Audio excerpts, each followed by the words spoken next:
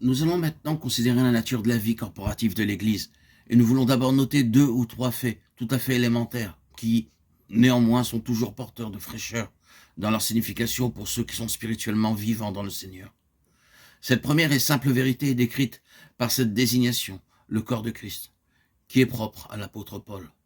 D'autres désignations de l'Église se trouvent citées avant la venue de Paul et aussi en d'autres parties des Écritures en dehors des écrits de Paul, mais l'expression le corps de Christ, le corps, l'Église qui est son corps, est particulier à Paul.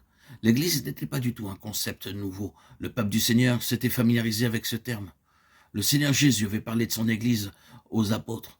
Il n'y avait rien de neuf en cela. Mais quand vous parlez de cette Église en tant que corps de Christ, c'est une idée entièrement nouvelle, une nouvelle pensée, une nouvelle conception, portant en elle-même une représentation entièrement nouvelle de la nature de cette chose. Elle indique très solennellement, avec force et clairement, que l'Église considérée par Dieu n'est pas simplement une communauté, ce n'est pas une congrégation, ce n'est pas quelque chose de dénominationnel ou d'interdénominationnel, ou même sans dénomination. Mais vous pouvez employer le terme Église et avoir une conception limitée qui perçoit l'Église en tant que communauté des personnes chrétiennes, une société chrétienne, un groupe de personnes sur la terre, ayant un intérêt mutuel pour les choses de Christ. Mais cette désignation porte notre regard vers un domaine tout à fait différent. C'est un corps. Pas un corps au sens de corporation ou de groupe, mais ce qui est représenté et illustré par le corps physique d'un homme. Je ne veux pas dire que l'Église est le corps physique de Christ. Ne nous trompons pas. Mais que le corps physique d'un homme est pris comme illustration de ce qu'est l'Église. Christ a toujours sa propre entité corporelle, en tant qu'être séparé et corps spirituel dans la gloire.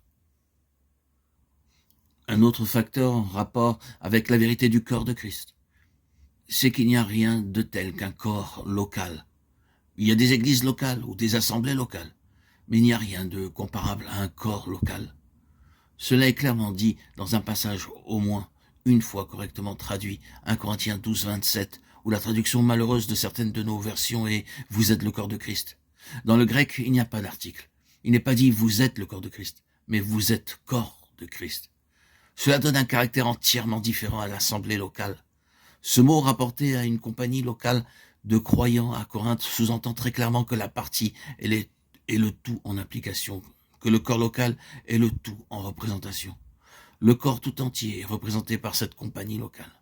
Or, il n'en est pas nécessairement ainsi dans le cas d'assemblée locale ou d'église locale. Mais vous ne pouvez pas localiser le corps de Christ de cette manière. Autrement dit, vous ne pouvez pas couper autant de membres d'une ossature physique et les mettre dans un coin et appeler cela le corps. Partout où sont les membres de Christ, le corps entier de Christ, dans son implication et sa représentation est aussi là. Et la pensée du Seigneur est que chaque compagnie locale soit une représentation vivante du corps tout entier, un microcosme du corps tout entier de Christ. Ce qui est vrai du corps tout entier doit être vrai là aussi. Ce n'est pas une compagnie détachée, ni une assemblée isolée ou séparée. Le corps tout entier est là, implicitement. Que vous puissiez le saisir ou pas, cela embrasse tous les grands éléments et facteurs du corps de Christ. Cela indique tout à fait clairement que rien dans la pensée de Dieu n'est local, compartimenté, séparé ou indépendant. Dans la pensée de Dieu, tout ce qui est en lien avec son Église est universel, corrélatif, interdépendant. L'Église est une. Cela montre que vous êtes si vitalement liés aux autres croyants, que vous êtes le corps de Christ dans son implication, ses effets et sa nature. Cela déclare très solennellement que la partie est aussi la totalité dans la pensée de Dieu et doit être considérée comme le tout. Voyons-le de cette façon. Nous voici dans ce lieu, dans cette partie de cette ville, et nous sommes une compagnie du peuple du Seigneur. Mais liés de manière vitale à cette compagnie, il y a le corps de Christ tout entier. Nous ne sommes pas une compagnie détachée ou séparée, ni une assemblée indépendante. Nous sommes dans une union spirituelle vivante, fonctionnant avec chaque autre membre du corps de Christ, partout dans le monde, là où il peut être. La France, la Suisse, l'Allemagne, la Pologne, l'Amérique, l'Afrique, la Chine, l'Inde, sont tous ici dans la relativité du corps de Christ, et tous inclus dans notre rassemblement. Nous devons voir cela plus pleinement, mais une fois que ce principe est spirituellement saisi, alors nous avons nos 2 pieds bien posés sur le chemin de notre ministère universel. Toutes les fois que nous nous réunissons ensemble, même à 2 ou 3, Le corps entier est assemblé avec nous dans les lieux célestes et est affecté par notre rassemblement.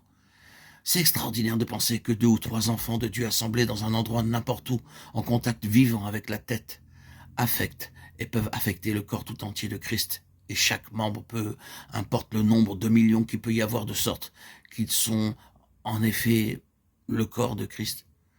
Maintenant, quel effet cela produit en vous? Cela vous atteint-il ou est-ce si familier que vous dites que vous connaissez tout à ce sujet?